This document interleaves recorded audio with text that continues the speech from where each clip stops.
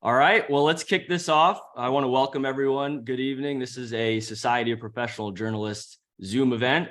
My name is Jeff Kolb. I am coming to you from Dallas, Texas, where I'm a local TV sports anchor and reporter with Fox. And tonight we are lucky enough for our April SPJ Sports Committee Zoom event to be joined by Adam Schefter of ESPN. Adam, it's great to have you on. Jeff, thank you very much for having me. I appreciate it. Lauren, Howard, very nice of you to invite me, and it's an honor to be with everybody tonight. And hopefully we could answer some questions that will provide people some insight, and hopefully they get to ask some questions too, Jeff. Absolutely. So as Adam mentioned, Lauren Vassallo, our vice chair, and Harold Kuntz, who's also on our committee, Harold. helping. Excuse me. I thought Howard. Sorry. Harold. Yep. Harold will be My helping. apologies, Harold. He'll be helping You're good. this as well. So for those not familiar, let me just run through the ground rules really quickly. This will be a 1 hour event. Adam, nice enough to lend us an hour right in the middle of NFL draft season, which is really awesome. We like to make this interactive. If you have a question, use the raise your hand feature and make sure your video is on. And if we come to you, just say your name, where you're coming to us from, and your title, either your job title or where you are a student. And I might just add one more quick note about questions. I'm sure there's a lot of curiosity asking Adam about some NFL news or insider tips. You know, who's Carolina going to take #1 in the draft? Let's keep this to journalism related questions while we have Adam's time for the next hour. Jeff, first of all, let me say this before you even open up the question. I love that because I love talking to young people who are looking to come up with ideas and theories and philosophies about trying to move ahead in the world. And I don't like it when people say, who's the #1 fantasy pick? Or are the Cowboys going to win the division? Like, that's not what we're here to do. Like, watch NFL Live, watch Sunday Countdown. You know, like we're here to think about your futures and to talk about the business and to get going there. So if you're going to ask me who the #1 pick in fantasy, please don't do that. Like it's a waste of everybody's time. Back to you, Jeff. Absolutely. And I want to apologize, just in advance, because we have a lot of people. There's a lot of interest in this event. We won't be able to get to every question, but please raise your hand if you have one. Hopefully we'll get to as many as we can in the next hour. So as I mentioned, Harold and Lauren are going to help me lead this event with Adam, and we're going to ask some questions. But before I turn it over to Harold to kick things off, I know a lot of people are very familiar with Adam's background and story, but let me just run through a couple of the bullet points really quickly. Adam is from New York, born in New York, grew up there, studied at Michigan and then Northwestern, got his first start, a couple of his first early jobs in Denver, including writing for the Denver Post, where at one point he became the president of the Pro Football Writers Association. In 2004, Adam joined NFL Network, diving into the TV field, and at one point became eventually the lead insider for NFL Network before in 2009 going over to ESPN.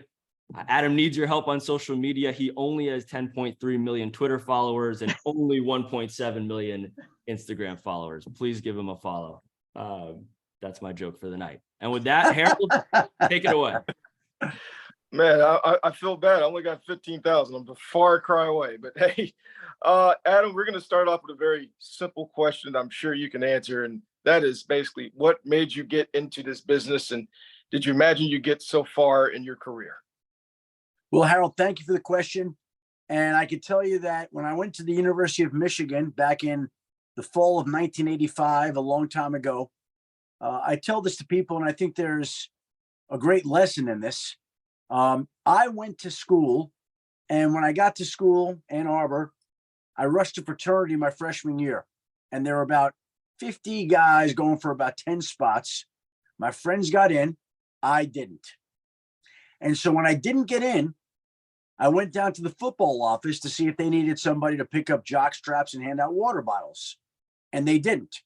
And so I went to the basketball office to see if they needed somebody to pick up jock straps and hand out water bottles, and they did. So we've now been at Michigan for about 5-6 weeks. We've been rejected by the fraternity. We've been rejected by the football office. We've been rejected by the basketball office. And I've always been the kind of guy that liked to just stay busy. So I said, well, what could I do?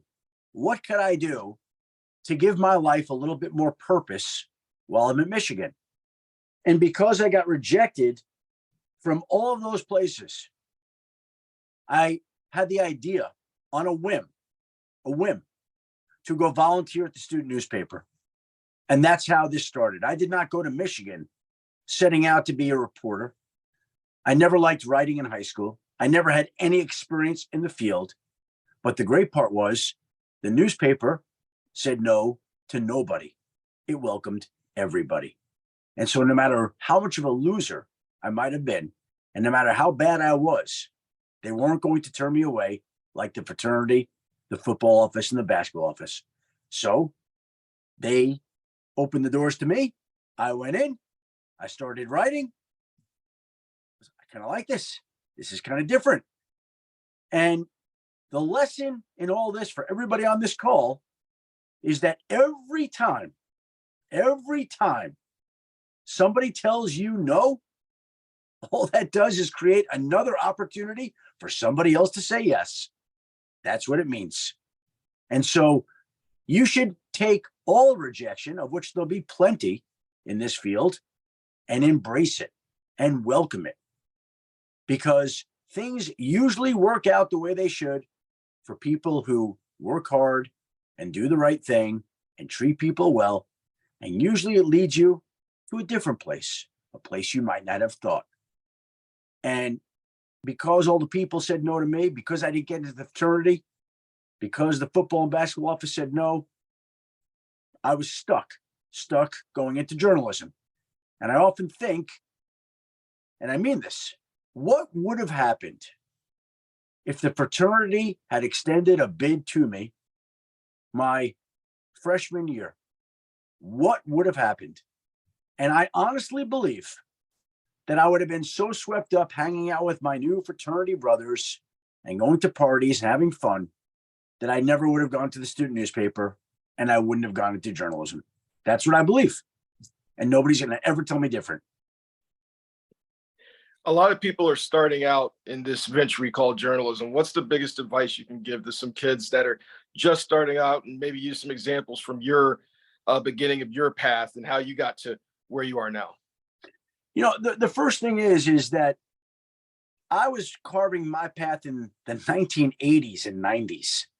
And the world is a very different world today than it was back then. Like, everybody today can be a broadcaster. You just pick up your phone, post Instagram videos every day. Hey, you can weigh in with your opinions every day, right? So some of the lessons that I would say, I don't know that they apply, but I do think there are certain foundational characteristics that transfer from decade to decade and will always be there. And I mentioned some of it already. Like, I always felt that, where I learned, you have to make yourself indispensable to an organization. However you do that. Now, I know that when I started working for a newspaper in Denver in the 1990s, the Rocky Mountain News, I volunteered to work weekends, holidays, late nights, early. It didn't matter. Like, I was in my early 20s. I was out in Colorado. I didn't know anybody. What else was I going to do except work and pour myself into my career? And I think that there are people who wait to get married and start a family. There's no right or wrong answer. But I think when you do that, sometimes there's a built-in advantage. You can begin to make inroads in your career if you wait a little bit sometimes, and you pour yourself into trying to get ahead and making a name for yourself and establishing yourself in a respective industry. Now, you may meet somebody, a great partner that steals your heart at the age of 21. You get married. Good for you. That's awesome. I'm just saying, if you have the opportunity to focus in on nothing but work, which is how I did it, I think there's a lot to be said for that. Now, I also thought, at the age that many of you are, I also thought that I could do things that I realize now I wasn't capable of doing it. Like when I was 23, I thought, well, why shouldn't I be a columnist for my newspaper? I could do that. And I look back and I think, how dumb was I? Like that was not realistic. You learn things.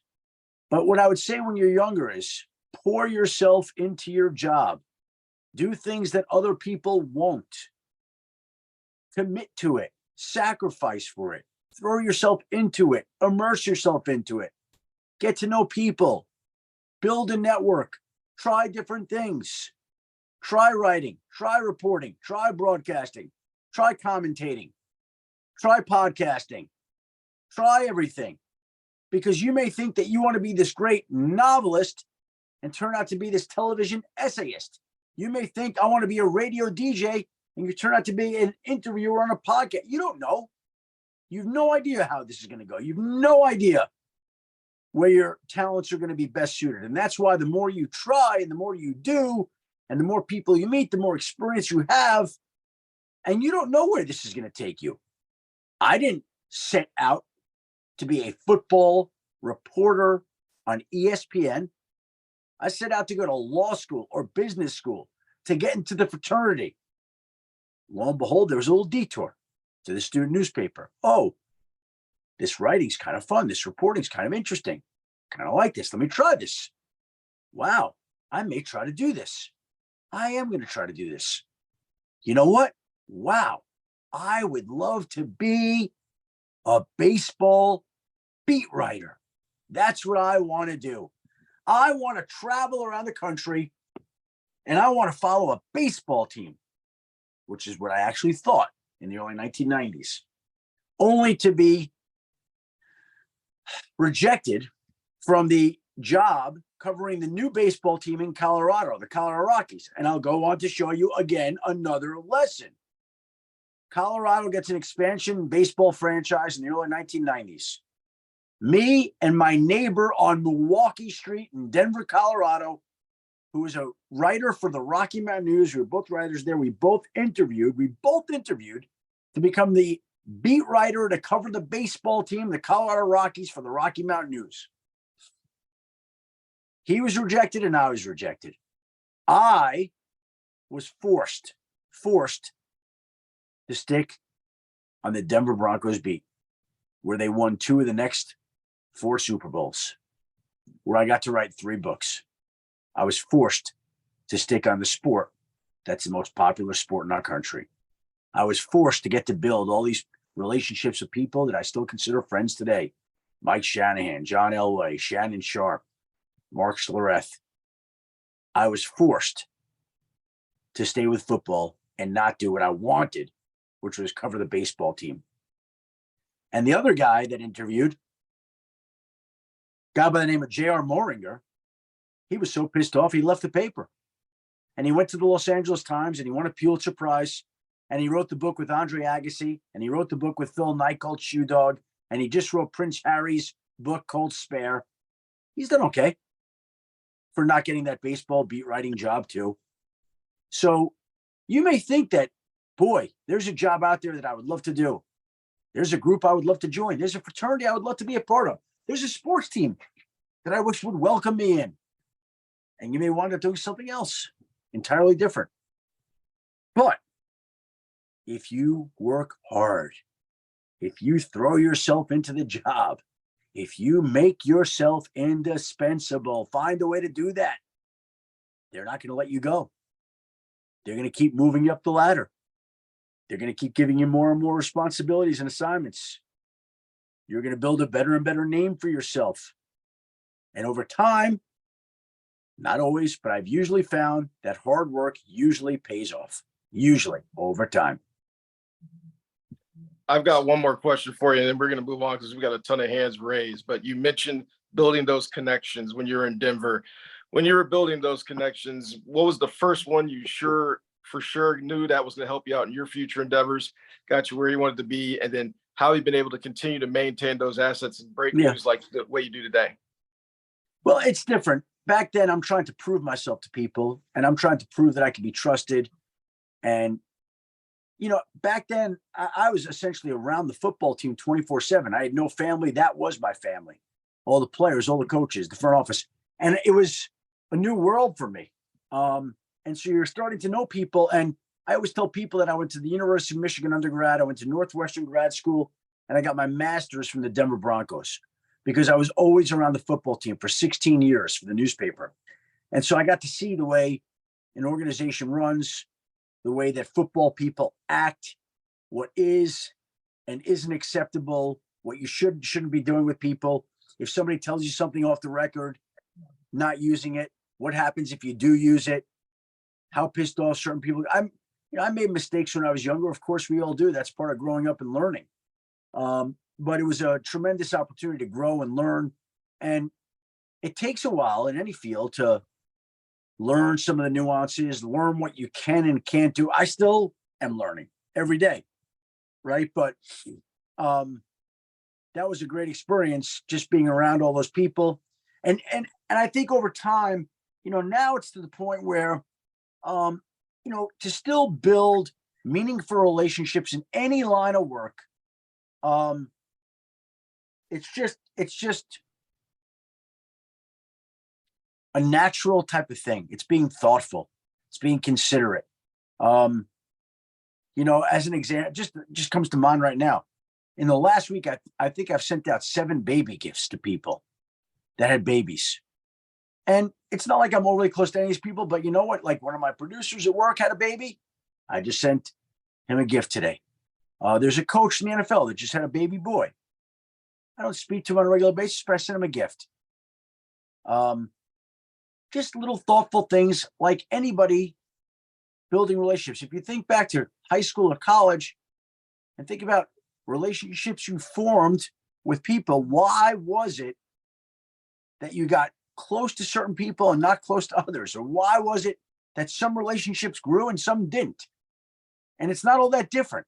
It's just at a professional level instead of a personal level. But the same concepts apply. Think about the way your best friend treated you, or you treated your best friend, or a good friend, or any kind of friend, and apply those principles to people that you're doing business with, whether it's in journalism, finance, science, medicine, whatever it is, life. It's just being considerate and thoughtful and treating people the way they want to be treated. I don't mean to oversimplify this, but really it could be that simple. All right, we're going to turn it over to some of these hands. Lauren, you want to help out and get some people so we can get some questions answered? Yeah, Jeff, did you want to do that? Or did you want to hit? Yeah, let me just jump in with one real quick. Sure. And then we're going to get to questions. So as I joked earlier about your social media followings, obviously you have a huge platform on Twitter and Instagram. There was a great special, and if people haven't watched it on HBO Real Sports about Adam and his life and his career, you really should, with John Frankel. And one of the things that you said in that interview, Adam, was about breaking stories. There are few things in life more satisfying than getting a big story.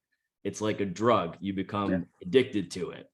And I know things have changed over time in this industry as far as breaking stories and the value to it. How have you seen that change, or has it changed in your mind, the value of being first and breaking stories first?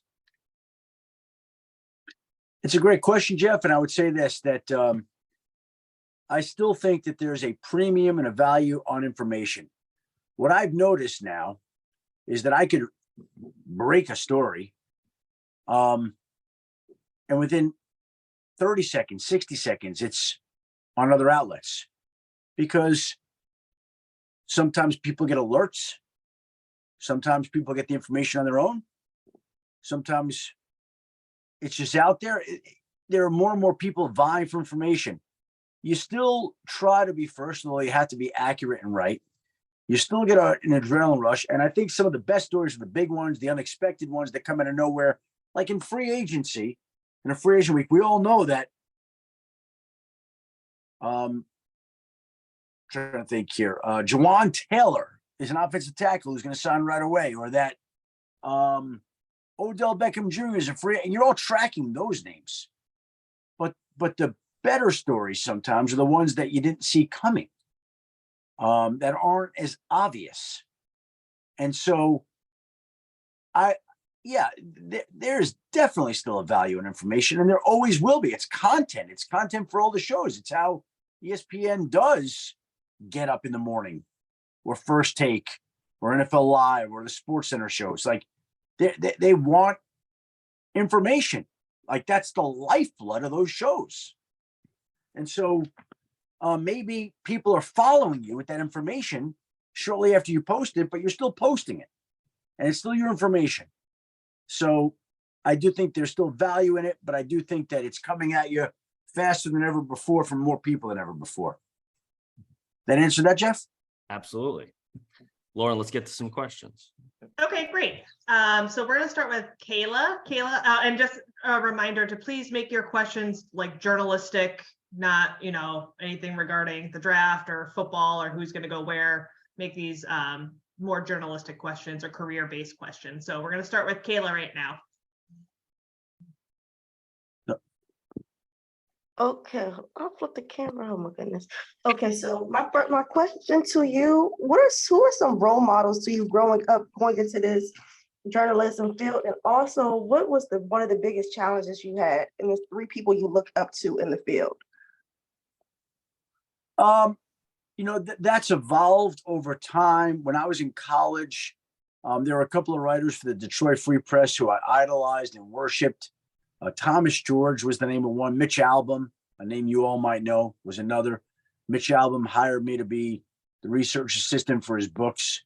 It was one of the great thrills of my career to assist him. I went to Denver and I watched the way a lot of people worked.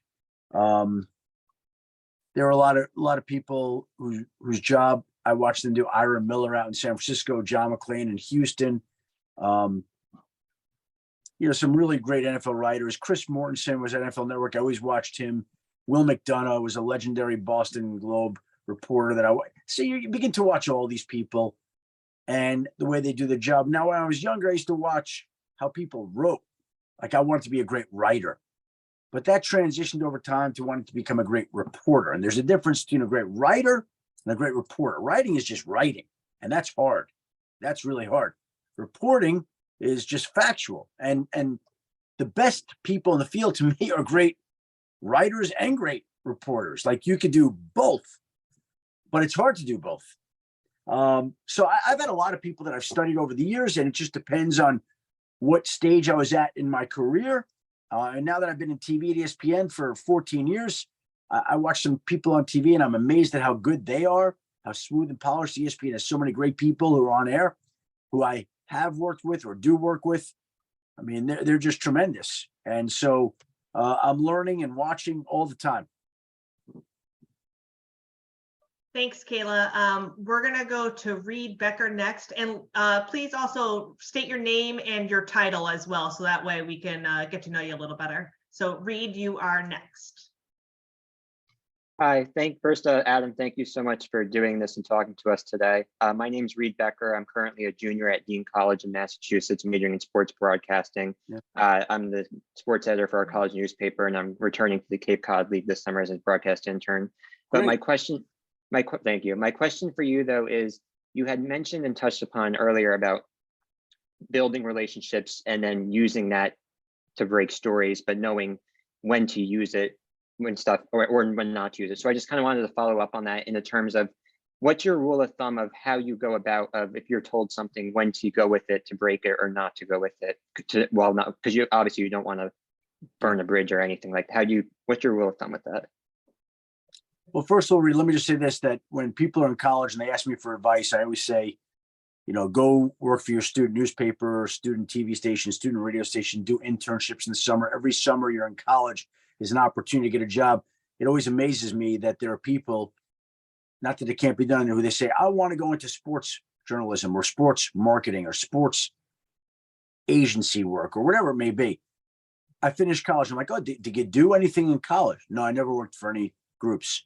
Did you do any internships? No, I never did that.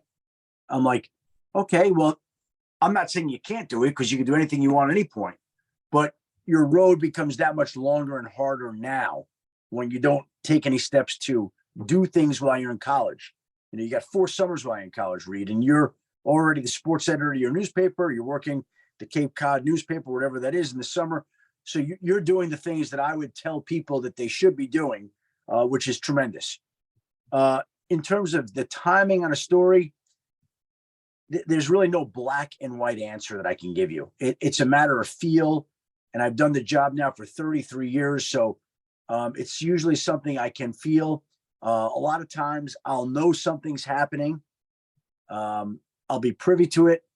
And sometimes to my detriment, I'll wait a little longer than I should because I'm waiting to make sure that I get full confirmation. I'm waiting to make sure it's actually right. I'm waiting to make sure that it's getting done. I'd rather be right than a little early. Plus, I'm not in the mode of, say, doing play-by-play on contract negotiations. Like, you're not going to read from me, boy, the Ravens and Lamar Jackson spoke today and they made some progress. Or today they spoke and they had a setback. I'll let you know, in my mind, when we're getting the deal done or close to getting the deal done. I'm not going to give the daily updates of trade talks and contract. I don't see the benefit. Now, other people would disagree with me, but I don't need to advertise to everybody in the universe, hey, the Ravens and Odell Beckham Jr. are talking deal.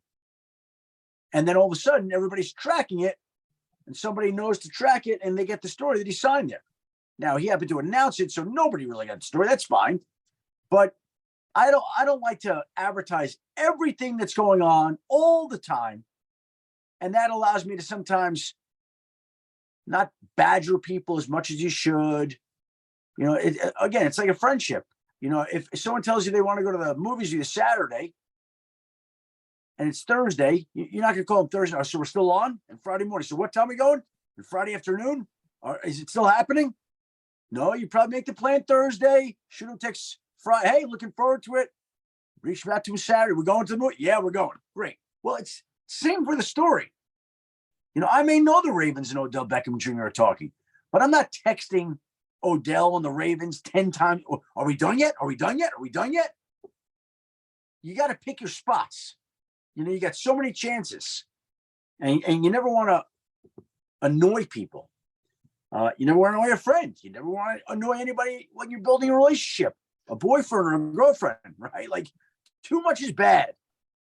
So you got to be a little mindful of that sometimes. Is there like a number of just to follow up real quick, and I appreciate your kind words before that. Just to follow up, is there like a certain number in your mind of when you say you want to get confirmation to be certain? Is there like some people say I need to get at least 2 confirmations or 3? Is that not? It depends where you're getting the confirmation from. It depends what the story is. Like, again, you're looking to read for black and white answers that I can't give you because every story is different, every situation is different, and it's just not that cut and dried. It's just not as much as you want it to be. You're just not. Adam. Thank you. Yeah. I'm just going to ask you guys, I know we want to have all the follow-ups, but we have a strict out time with Adam and we have a lot of questions to go. So let's stick with our one question. We're going to go to Corey next. Corey. Hey, Adam, thank you so much for spending the time here. My name is Corey Mose. I'm a sports anchor out in Austin, Texas. Been here about 8 months. And since I've been out here, I realized, UT runs its program like a professional franchise, just trying to get in and trying to meet different sources here and there. And so my question to you is, I've been throughout this time trying to get close with the SIDs, but I was also wondering when it comes to sources and building that type of relationship, should I also be thinking about assistant coaches, also players on the team, PR staff? How do you think I should go about just kind of building that type of source outlet? Corey, your job is to know people. And I know you're thinking about okay, who am I targeting here? Am I targeting the SID? Am I targeting?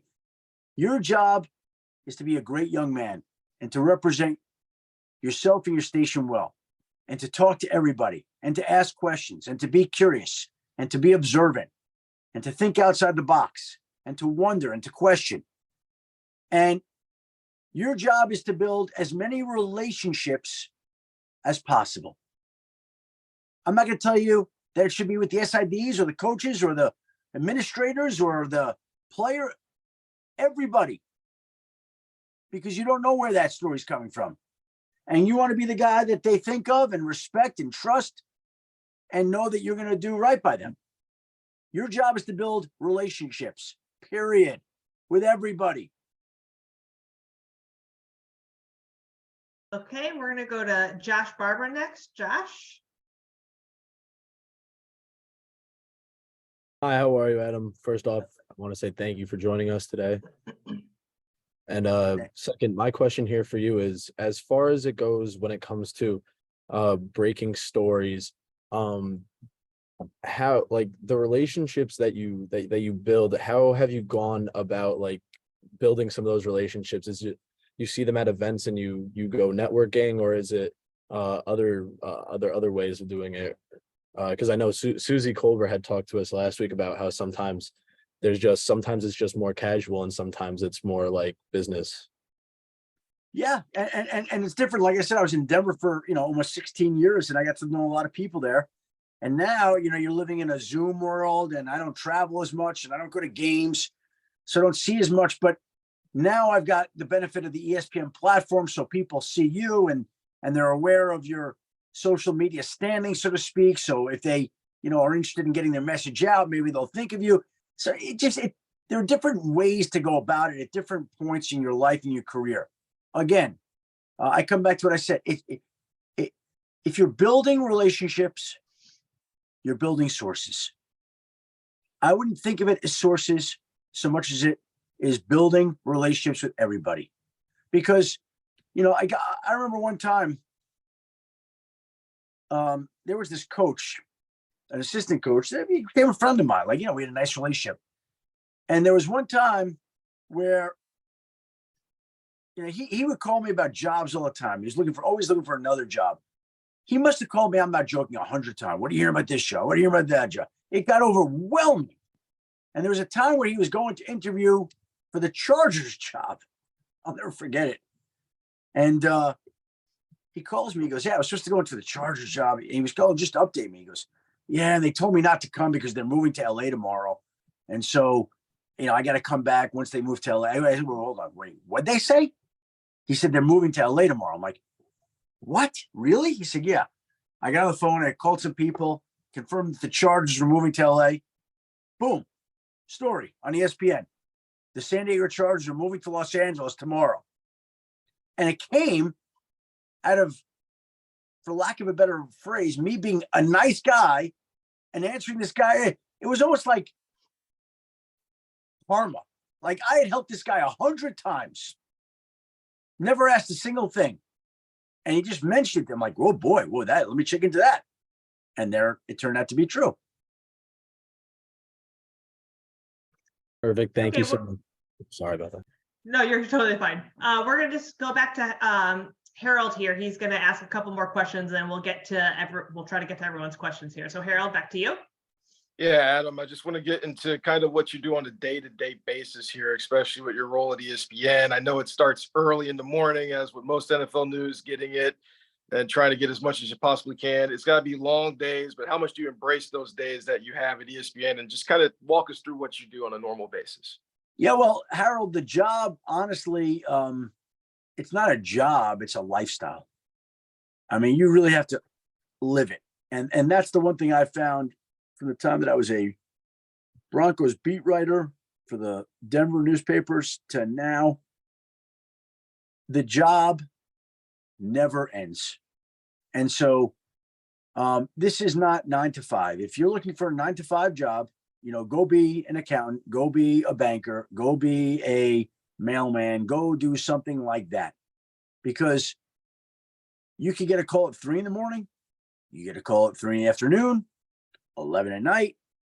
I don't control when trades are going down. I don't control when people are getting fired. I don't control when players decide to sign. I don't control the day of the week. A lot of people are sitting down to Easter dinner. Odell Beckham Jr. just announces during Easter dinner that he signed with the Ravens. He could have waited till Monday morning, but he didn't do that. Right? The story that I always tell is I was at my mother-in-law's surprise 75th birthday dinner. Late August, probably my last free Saturday night for 5 or 6 months before doing all the injury updates. My mother-in-law walks in, surprise, we sit down. My phone rings. God damn. I text back. I go, everything okay? Person says, just had a little information for you. I say to the table, excuse me. I walk outside. I'm like, what's going on? Guy's like, just want to let you know, Andrew Luck's retiring tomorrow. I'm like, what? Okay. So I spent my night of my mother-in-law's surprise 75th birthday dinner on the phone, following the story to ESPN, doing hits on SportsCenter. I will always remember my mother-in-law's surprise 75th birthday dinner, for the dinner I never ate, for the conversations I never had, for me following that story and getting Indianapolis all riled up because it came in a preseason game. That's the life. You want the life? That's what comes along with it, right? You don't know when things are happening, when they're not happening. You don't control it. It controls you. And those are the sacrifices that you make. And by the way, I don't think that that's exclusive to what I do. I think anybody who's conscientious, who cares about their job, who's dedicated to their job, whether it is finance, banking, medicine, whatever it is, law, I think you kind of live it. I think it's always with you. I think it's on your mind. I think you wake up in the middle of the night thinking about it. You get up early in the morning to get started on it. Sometimes you're up late at night working on it again. Just, it becomes a part of you. Now, some people, what about balance? Yeah, what about it? Absolutely. We all want balance. That'll be one of your questions too. How do you have the balance? Well, you can never, ever make everybody happy all the time. It's hard to be the best writer or the best reporter or the best banker or the best doctor and be the best father and the best husband and the best brother and the best everything. But I try at times to be a great reporter, and I try at times to be a great husband. And I try at times to be a great father. And I try to be as great as I can be, as often as I can be, inevitably, sometimes succeeding and sometimes coming up short. So I don't care what field you all choose. We all work our hardest to try to be as balanced as possible, knowing that it's physically impossible to be everywhere in all things to all people at all times. But I always try to do right. I always try to work hard. I always try to be fair, whether it's as a father, husband, reporter, whatever it may be. And you just hope that it works out as best as it can. Harold, let me just piggyback on that, if I may. Sure. Yeah. Yeah. And Adam, I think we would all agree you are a great reporter, and you've broken some of the biggest stories, obviously, in the NFL over the last several decades. There's also been moments where you've had regrets from some of your reporting, and you've spoken publicly on that. Can you just talk about some of the moments where you've learned and changed how you report, how you go about certain things based on some of those moments? Yeah, well, again, Jeff, how many tweets have I had? How many tweets? Let me look. Yeah. Let's pull it up. All right. Twitter doesn't, I don't think it shows. Let me look, see under here, right? Yeah, I think you got to scroll down on your phone until it comes up at the top. Yeah. Okay, so I've had, just want to see this. I've had by the Twitter account, it looks like 64,700 tweets. That is a lot. 64,700 tweets. I've been on air. You count the number of hits in hours at ESPN. And so you're asking me about a few mistakes that I've made. So what's 5, to use a random number, 10, you pick the number. Say I've made 20 mistakes. What's 20 divided by 64,700? Probably 0.00 something. Okay, well, I'll take that batting percentage. Yeah. And yes, I've learned from things. I've learned more than ever that I need to measure every word and to be more careful and more measured on everything. And sometimes take a step or just a pause, not a step, a pause before you do some things. And you know what? Sometimes I'll say, you know what? Let me just send this to an editor to look at one time. But because we live in this world where you're running and hurried, that has caused me to make a few social media missteps, for which I've apologized, for which I've learned, for which I will say, count up the number of hits, tweets, hours, and take a look at the batting average. Well, I think that's the challenge naturally too, is, like we're talking about, this is such a competitive industry, and, it's a balance. But like you said, yeah, the batting average is pretty good. So that's interesting to hear what you have to say about learning from those things. And but yeah, I'm sure you'd say, this is competitive, right? But that's not competitive, making them. Well, I mean, you're trying to rush on certain things. And yes, there are a few moments that I think of that I'm like, oh, I wish I had taken another pause. I wish I had leaned on somebody else, but I didn't. And I have tried to be careful the next time to make sure that I do, because nobody in any line of work bats 1,000. Nobody in any line of work ever doesn't make a mistake. Mine happens to come with all those followers that you've pointed out on social media. Mine happens to come for the biggest sports media company in the world. Mine happens to come with eyes watching every single thing that our company does.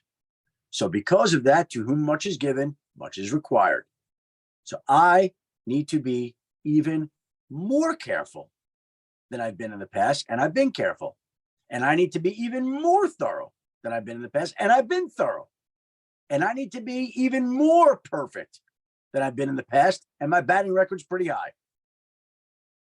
And I think if I could actually piggyback off of that too, I think it's a different, I don't know how many of the people on here who are in college and want to be on air, but maybe even speaking to, I work behind the scenes, so I have to constantly remind myself, this isn't open heart surgery. If something, unless someone wants to be a doctor, then yeah, you should probably, not try to do something bad on the table. But it takes a toll on you emotionally and just personally, and especially when, like you said, when you have such a camera presence for such a large company, how do you handle just the personal and the emotional aspects of all that? Well, I'll give you a great example, Lauren, because this is one that everybody will understand. But the Monday Night Football game, first Monday Night Football game of 2023, Buffalo at Cincinnati. The game starts. Me and Booger McFarland go into the green room. We're having our dinner. Damar Hamlin goes down. I'm like, oh my God. My thoughts are with the young man. My concerns are for him, his team, his friends, his family, the sport itself. I'm like, oh my God, what's going to happen here if there's some tragic circumstance to football? It's like, is that the end of the season? What happens with the, there's a million thoughts, starting with the young man's condition, which nothing is more important than that. And I'm like, oh my God, they're going to call us on air, aren't they? And they're like, we need you on air, you and Booger. I'm like, okay. Now we are in a television studio on the South Street Seaport. They're in Cincinnati. What are we going to do? And I know I've been through this on live TV. We're basically just hung out there to dry for an hour. And like I said, I was very fearful for the Damar Hamlin. I was fearful for his family and friends, the Bills, the sport, and selfishly, myself. Because I knew that if I said one incorrect thing, good night. And we have an hour, at least on TV, maybe fill in the rest of this game, where we're going to be saying, essentially, we're looking for an update that we don't think is coming in. So there's going to be nothing new. So now we're looking to basically kill time until we can get the update that we all want, that the young man's going to be okay. So keep talking. Let's see if you trip up during that time. And I got to tell you something. It was unsettling for him, for the sport, and like I said, selfishly me. And I'm last in that scenario, last. But I'm telling you, there was an element of fear that I don't ordinarily have when I'm going on TV. I don't think in a fearful way. When I was going on there in a Monday night game like that, of that magnitude, as visible as I was unnerved. I will say that. Well, we definitely had Susie on a couple weeks ago, and we spoke to her about that entire situation and just how well you guys handled all of that. So kudos to all of you for handling it with Thank you. grace Yeah, and humility. And That was yeah, good. you guys did a great job. Yeah, Thank she was saying how there were certain things that producers were telling you guys you can't use certain terms and things like that. And knowing how live Yeah. TV is, it's like the pressure, as you're mentioning, of the situation, and then you add that in and not trying to trip up. It was amazing to watch your team pull that off. Hey, we got like about maybe 10, 13 minutes left with you, Adam. So we're just trying to get some rapid fire here through some of these questions. Rapid fire. Yep. We'll do rapid All People right, have so- been patiently waiting for. So, Lauren, if you want to take down the list and just get some quick Yeah. questions and answers here, yeah. Okay, let's go with Ian next. Ian. Hi, Adam. First off, I just want to say thank you for joining us tonight and just having a chance to talk with us. I'm currently a sophomore at Texas Christian University, and I'm a double major in sports broadcasting and journalism. And I just have a quick question for you in kind of regards asking people for help. So, you know, I feel like in this industry, one important thing obviously is networking, but also the idea that no one gets to where they are without help. How have you been able to lean on people throughout your career to ask them for help and kind of just, you know, in situations where it might be a little scary to go try to ask someone to do that, to do you a favor for them? How have you kind of gauged that throughout your career? I might be in the minority here, Ian, but I haven't viewed it like that. I viewed it as me working hard, me doing good work, and me hopefully doing work that'll get noticed. And if you work hard enough and you do enough good work, you don't have to ask anything for anybody. And there may be a time you say, hey, can you write a letter of recommendation for your fire? But I don't believe that's getting people jobs. I believe your work and the qualities you represent and the things you learn and the person you turn into, that is what will get you work. Not that your former sports editor called and said, hey, get Ian the job here. Or Ian's my pal. We drink a lot of beers together. Like, let's get him a job. No, I don't believe in that. I believe that you do enough good work over time, it will get noticed. That's what I believe. Thanks, Ian. Let's go with Avery next. Avery. Hello, my name's Avery. I'm a sophomore up at Hudson University in Bangor in sports journalism and broadcasting. My question was, what do you think is the number one mistake that young reporters and journalist majors make coming into the industry? Well, I try to write like Mitch Albom. There are broadcasters that try to speak like Scott Van Pelt. You have to be you. You can't be somebody else. You could watch the way that other people do their jobs. You could admire and respect the way other people write or talk or broadcast or podcast, but you have to be you. And that's the most important thing, Avery. Okay, let's go to Justin Hill. Justin. Yes. Hi, Adam. I'm a sports broadcasting major at Dean College and currently write for the student newspaper. How have you been able to build connections with players around the league, and how do you been able to balance your personal life and work at the same time? Well, Justin, it's like I said, you build relationships with people over time. I've been covering football for 33 years. If I didn't have relationships, I would be doing something wrong. I've been doing this for 33 years. So again, in the most simplistic terms, think of yourself in high school. You start as a freshman. By the time you finish high school, after 4 years, you've got a lot more relationships than you did in the beginning. When you started Dean, right, you built some relationships. You probably have more relationships today than you did when you started. And it's like that in any field that you go into. Over time, you build relationships. You build your customer base. You build your client base. You build the people you deal with base. So it's just a question of spending time and, again, treating people the right way. And if you're doing the right thing by them, they're not going to say, boy, that Justin's a jerk. I can't trust that guy. I don't like the way he handles things. when they're doing things. Oh, yeah, you know what? I like that guy, Justin. Yeah, we want to say, no problem, Justin.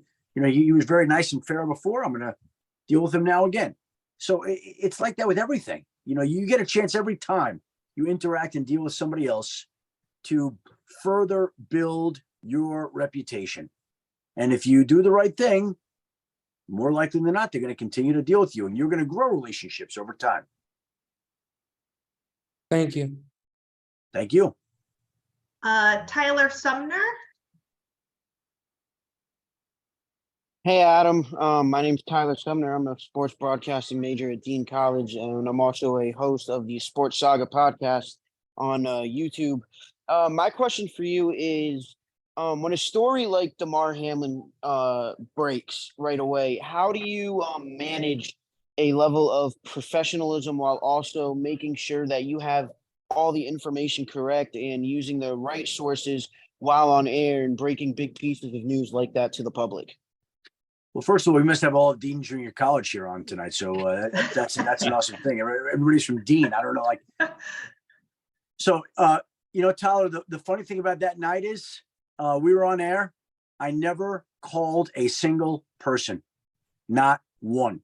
I didn't call anybody with the Bills or Bengals because I felt like that young man was fighting for his life and they were fighting to save his life. And I did not want to detract from any of the efforts that anybody was making to try to save that guy. And so I didn't call a single person. While I was sitting there, I must have had 100 people text me, doctors, coaches, GMs, like, hey, this reminds me of this. We once had a situation like that. Watch this. I think he's got that. I didn't reach out myself for a single piece of information that night, not one. Because, again, there are times when you can and times that you can't.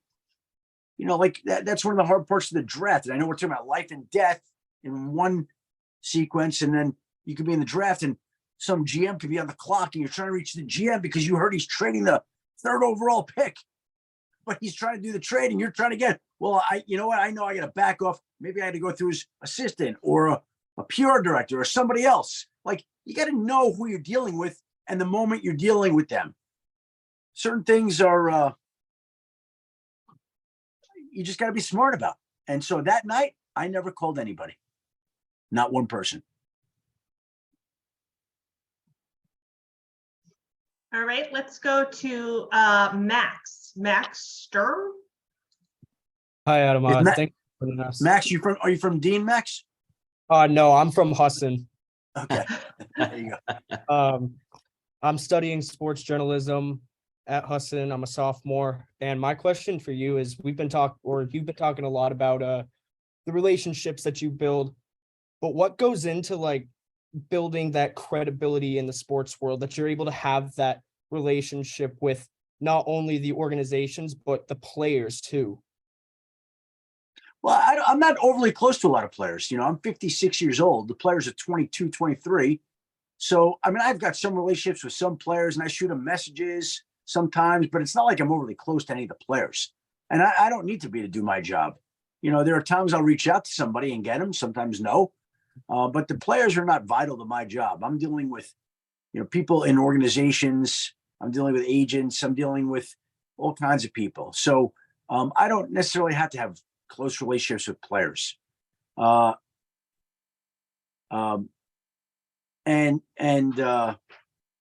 what was the question again? What goes into like building your credibility? Oh yeah, well, here I'd rather get beat on a story than tell somebody. Let's say there's a player tells me, I've had this happen. I'm retiring after the season. Don't say anything. Okay. Now I could blow the guy up and be like, hey, this guy's retiring, right? He's retiring. Now, if I put out there that he's retiring, which he didn't want out there, now I pissed him off. Now I'm done with him. The people, hey, that Adam Schefter guy, what an asshole. Told him I was retiring and he told everybody. There's no story, none, that's worth marring your reputation to me. Now, some people think the opposite, but I want to be trusted so that I have the relationships. It leads to more stories, more information. I'd rather play the long game than the short game. Thank you. We are quickly running out of time, but this has been a great hour with Adam. Great questions from everyone, Dean College and the rest of the contingent as well. Adam, I wanted to get you out on a two-parter, if I could. One thing I saw that was interesting in prepping for this that I wasn't aware of is that I believe you have done some NBA coverage, and that's something that you have an interest in. I don't know how familiar people are with that, so I'd be interested to hear about that. And then also sort of a moving target question, but obviously there's so much changing in the journalism industry in general and the television industry. We've seen a lot of change and moving parts at ESPN. I'm just curious your general thoughts on where you see the industry heading. Well, I've done some NBA games, but that really was pre-pandemic. And they haven't invited me back. And I always love showing up there because, it's like people aren't used to seeing a football guy in a basketball setting. Just like if they sent Woj to be a sideline reporter in football, they'd be like, what's going on here? And so it's always kind of fun to, encounter different walks of life. I've always found like athletes love talking to Hollywood people or musicians, and musicians love talking to athletes because it's a step out of their world. And when I go into the basketball world, the few times I've gotten to do it, I'm stepping out of my comfort zone, and it's always been interesting. As for the future of the industry, I think it's changing all the time. I think that there's so many people yelling and screaming. There's so many people reporting. There's so many people doing so many things. But in the end, I still believe that good work rises up. Good people rise up. Good work is noticed. Good people are noticed. And I think it's harder to make your name today, maybe, but it's always been competitive. And people who have done a good job over time usually stand out. And I still believe that will be the case no matter how the business changes, that if you do good work, people will notice it, and you'll be better for it. Absolutely. Well, this has been great. Let me just share a couple quick notes. There was so much from this, and so everyone knows this has been recorded. So if you want to revisit this and watch this back, it will be available on our YouTube. But just a couple pointers that I jotted down. Make yourself indispensable. That's a big thing. Pour yourself into your job, especially when you're young. As Adam said, he's still learning even after all these decades. So the learning never stops. Your work is what gets you jobs. It's not necessarily, someone going out on a limb for you. And maybe my favorite one, be you. And Adam said that's really important. So Adam, again, really appreciate your time, especially here in the middle of draft season. And thanks so much for joining us. And my pleasure. I appreciate having me. Thank you very much, Jeff. Thank you very much, Lauren. Thank you very much, Harold. And thank you, everybody from Dean Junior College, for tuning in. Absolutely. Everyone, stay tuned for our next event coming up in May. And thanks for joining us tonight. Have a great night. Thanks, everyone. Thank you, everyone.